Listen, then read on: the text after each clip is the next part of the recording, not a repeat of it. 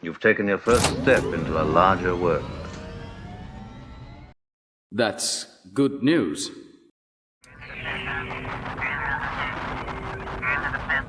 With Season 2 of The Bad Batch coming very soon, I think it's important to revisit this final scene from Season 1, what it could mean for the upcoming season, and possibly for its importance to an even larger story in the Star Wars franchise.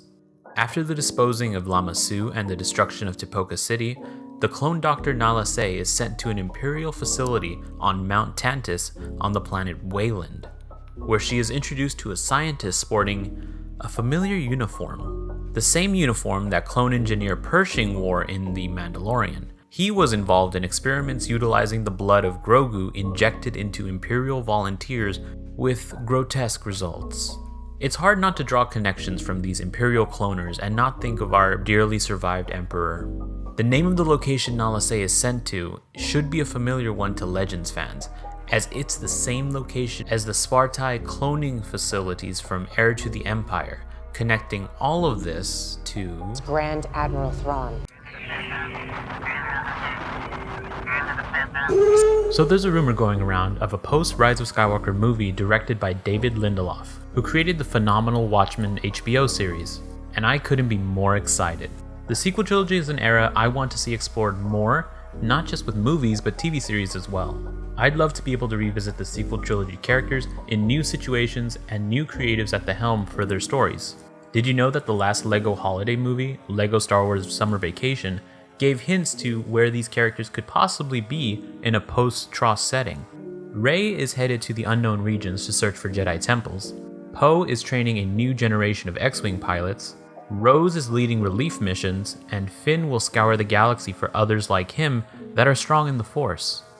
All of these are great starting off points for a possible new adventure with the sequel trilogy heroes.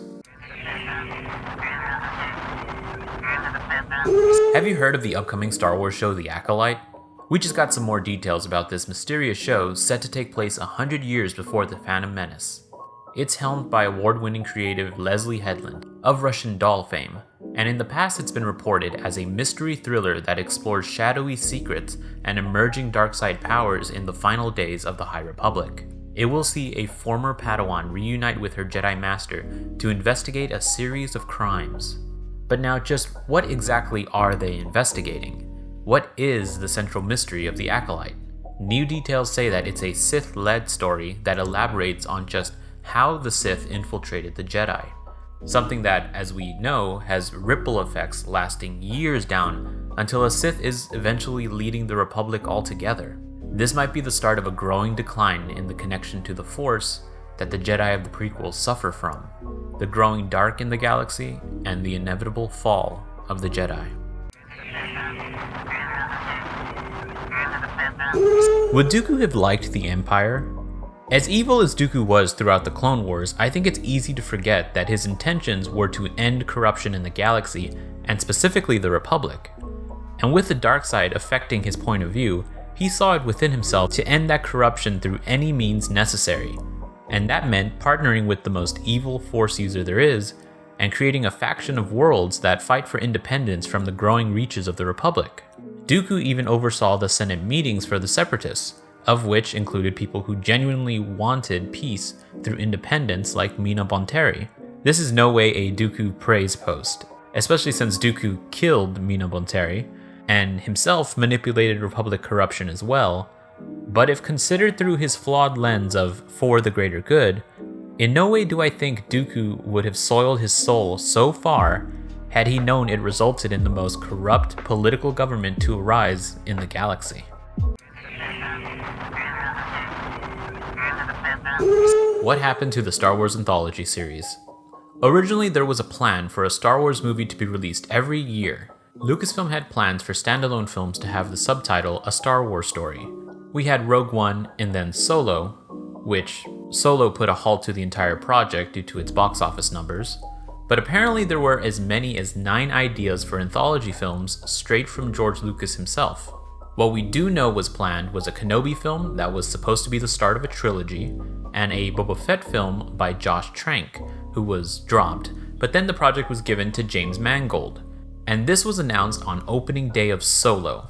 Unfortunately, the project quietly fizzled out as the focus of Lucasfilm's future titles shifted over to Disney+. The Kenobi movie script became the Kenobi series, and while there's no proof the Boba film became the Book of Boba Fett, we eventually did get a live-action exploration of Boba in said series.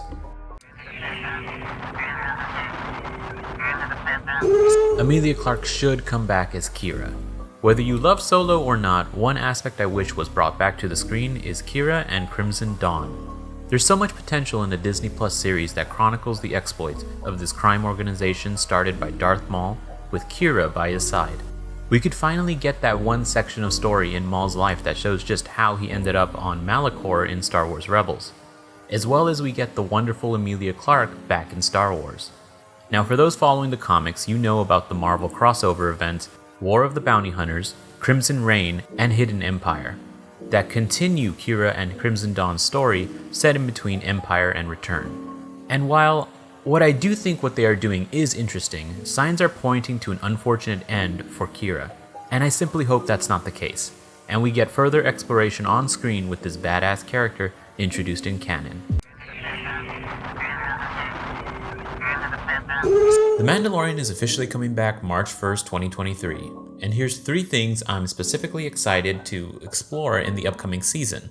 Number 1, more Mandalorian culture being presented. I'm especially excited to see possibly the gaps of story filled regarding the fall of Mandalore in between Rebels and The Mandalorian. To see just how Mandalore fell and how he could rise again would be an interesting plot point for Din to be aware of. Number 2, what's next for Grogu? In case you didn't know cause you slept on the Book of Boba Fett, Grogu is back where he belongs with his dad Din Djarin. After making a tough choice between the path of the Jedi and the path of the Mandalorian. But has that arc officially ended with his choice of reuniting with Din? He doesn't just stop being Force sensitive, so what is next for the future of our favorite small Force user? And finally, number 3, and probably the most important, just what is Babu Frick doing here? That's some sequel trilogy representation right there.